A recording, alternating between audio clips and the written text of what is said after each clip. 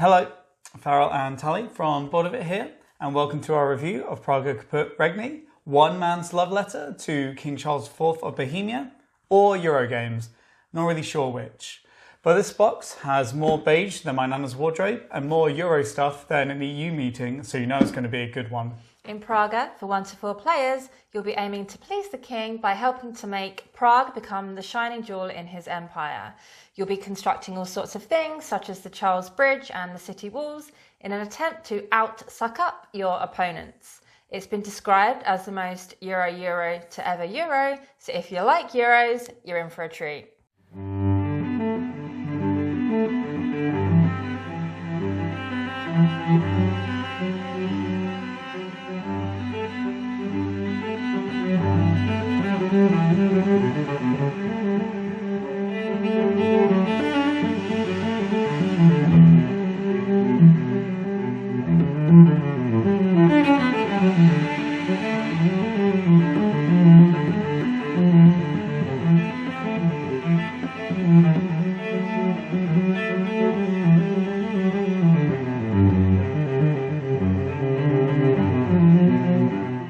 The crux of everything you do in Praga is this rondel wheel. Your turn is essentially picking one of these action hexes, taking the reward and doing the action. The more recently a hex was used, the more expensive it becomes, and the longer a hex goes without being used, the more VP it accumulates. Now the actions. This one is the gold action, and you choose to either produce gold up to your level, so 3 in this case, and you could also, instead of that, increase your gold production by moving this cube 1 up this track. And for that, you also get 1 gold. Now, this is exactly the same in both cases, but for the stone track. And you can consider stone and gold the 2 major currencies of this game. These 3 allow you to take the respective tiles from this area of the board. These are upgrades for your actions, which get you additional bonuses or actions when you take the depicted action. These are walls and are built around your player board and get you bonuses. Finally, we have houses, which are built on the board and can be connected to plazas for either cold hard VP or to gain the bonuses inside the plaza if the tile allows you to place a cube on it. The last action is to construct the King's Road. Here, you will move up the path, and eventually you'll even get to construct the King Charles Bridge. Each step will provide you with stuff, but to get the most out of this path, you'll need to have delicious eggs on hand, the most valuable resource of all. You'll have to trade those tasty eggs for the good rewards, and towards the end of the path, you'll need them just to move at all. While those were the main actions of the game, there are lots and lots of mini games that will give you points. For example, there's a matching game where you can match up blue symbols on buildings you put on the board to get blue tokens. You can match red symbols you get on walls and upgrades to get red tokens, and the value of these will be multiplied by how far sideways you move on the hunger wall or the cathedral. You can also move directly up these 2 buildings for cold hard points. You can multiply how far you get up your university track times your technology track for points, and even the technologies you get for moving up that track will give you ways to get ongoing points every time you do a specific thing. We won't go into these in any more detail, but let's just say this game is a complete point salad. Anything you do throws victory points and goodies at you. Ooh.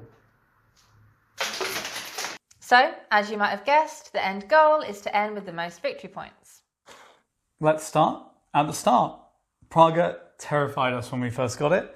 You get this big heavy box and you open it up and there's like 12 sheets of cardboard tokens that you have to pop out. And then you have to build 3D structures and it expects you to have glue on hand.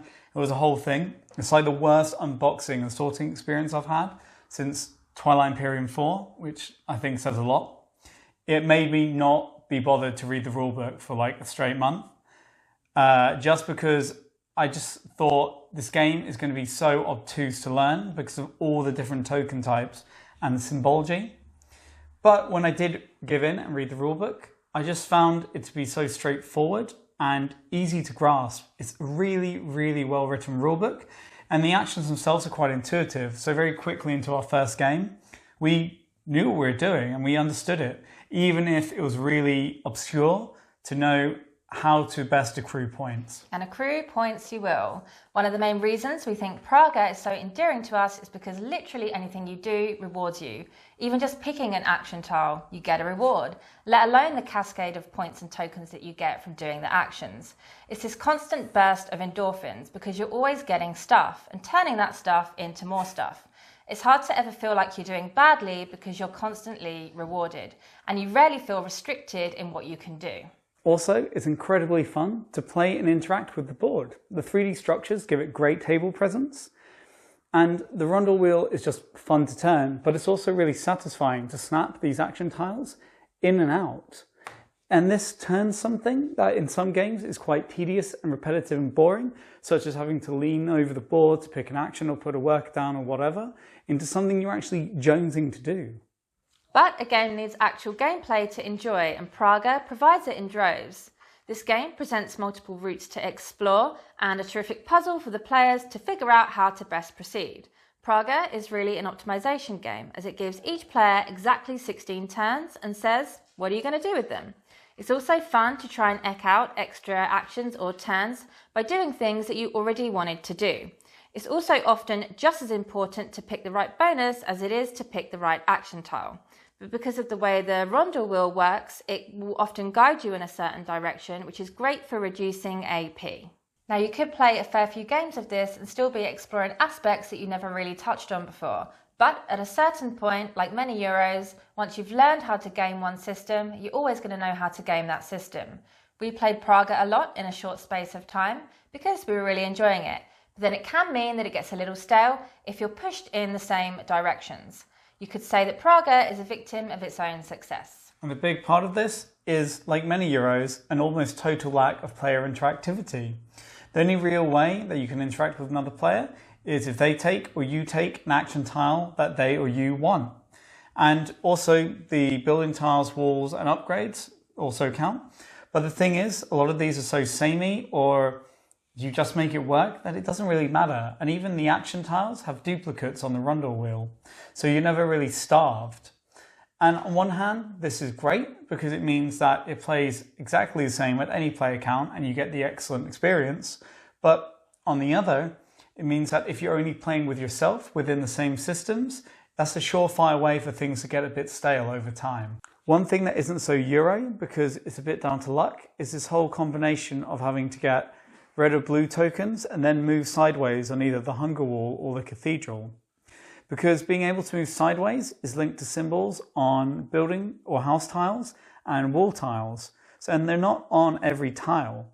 So it's always random what's in the marketplace, and you can very much find yourself unable to buy tiles that will let you move sideways, but it's crucial to make those tokens worth anything.